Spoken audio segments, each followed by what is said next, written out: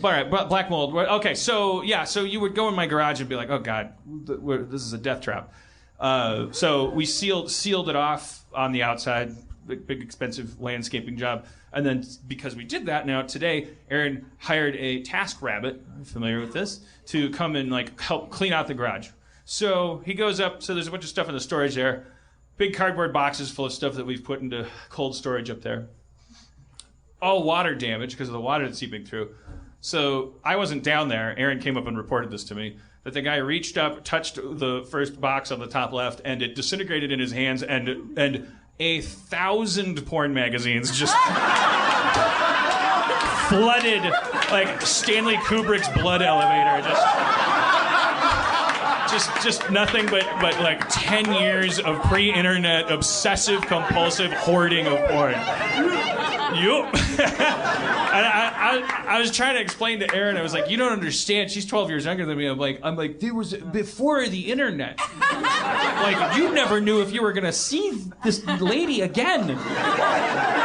And she's like, then why buy more? And I'm like, well, because you're done. And then you need more. And like, why put it in a box? Because I put it in a box before the internet. And the funny thing is that I realized, like yeah, because then remember, guys my age, like when you first started, like, really, we all had like a folder, somewhere hidden away, where it was like the same instinct. It was like, you gotta hoard this porn, but it's everywhere. And it's like, do you realize the reason that folder is so full is because the porn will never end and you don't need it? And now, finally, I've caught up with the rest of the world. We're all like, we're just awash in porn. Like, why would you ever save anything? Now, why do you still have those boxes? Like, why not, like, throw those out? Because not only were those boxes filled long ago, they were also like packed away long ago. So there were just boxes that were, those boxes were still sealed, before I moved into that house, and then you just take the boxes with you.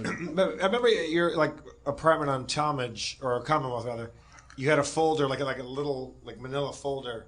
That was pieces of porn that you had torn out. Yeah, because I would try to consolidate. Be like, okay, it's like archiving your hard drive or like compressing it like a zip file. You're like, okay, well, let's get all the redheads out of here, and like, it's becoming a space problem. It's becoming an actual physical space problem. You had a closet that was like floor to ceiling, just Playboys and stuff, but you had this one like pretty full manila folder.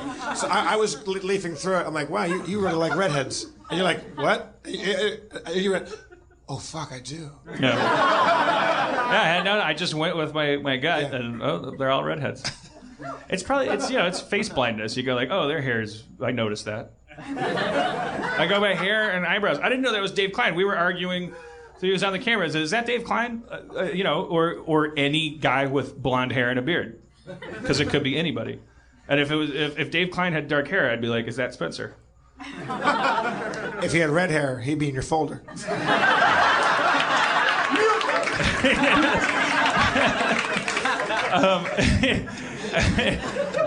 Pleated skirt. Let's give him a little something. I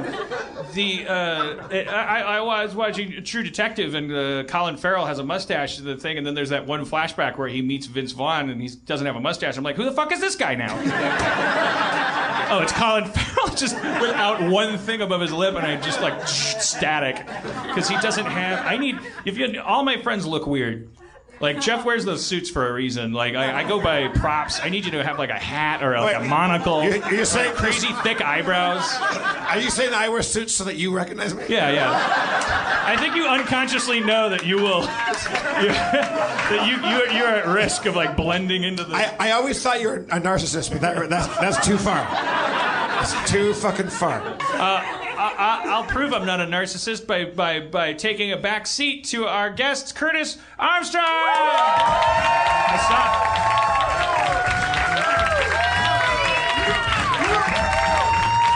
Yeah.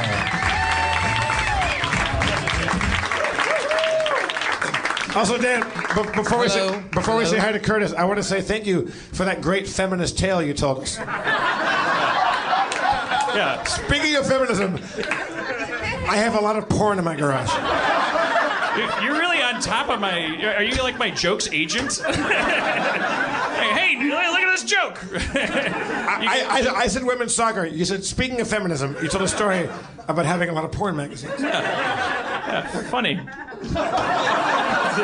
Because it's not feminism. Oh, okay. All right. Yeah.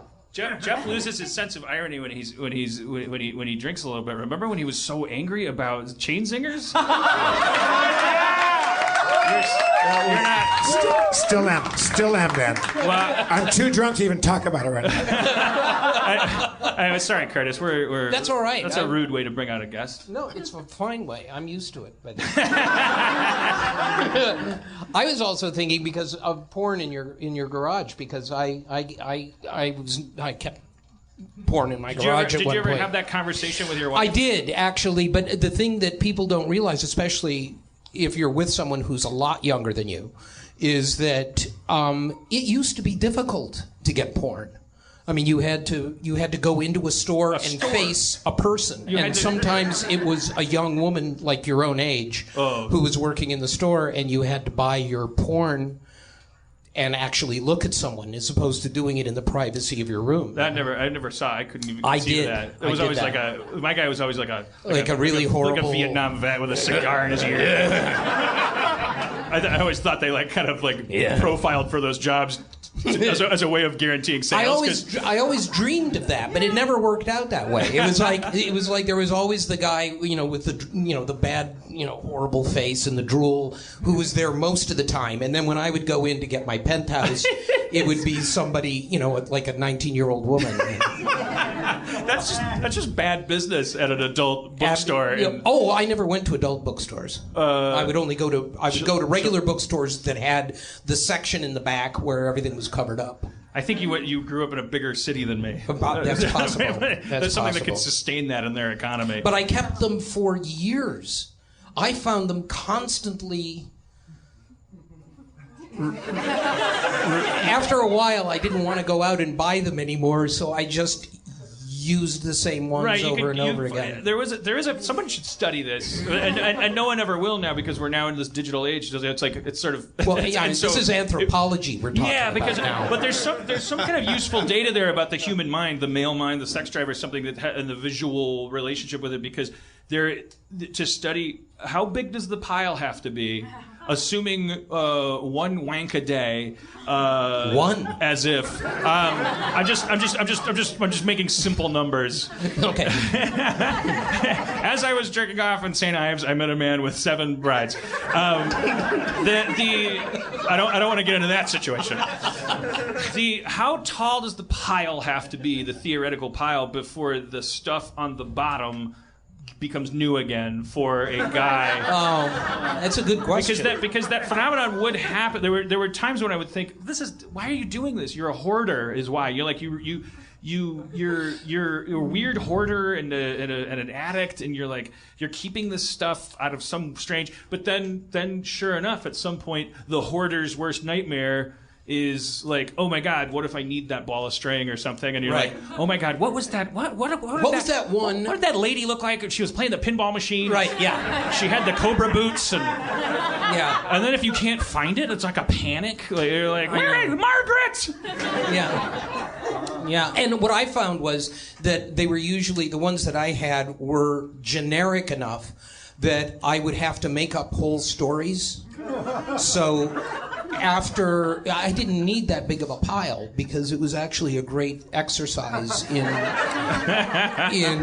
storytelling. Yeah. Basically, that after a while I'd go back to the other ones and then it would be a whole new story. She'd be French now. Yeah.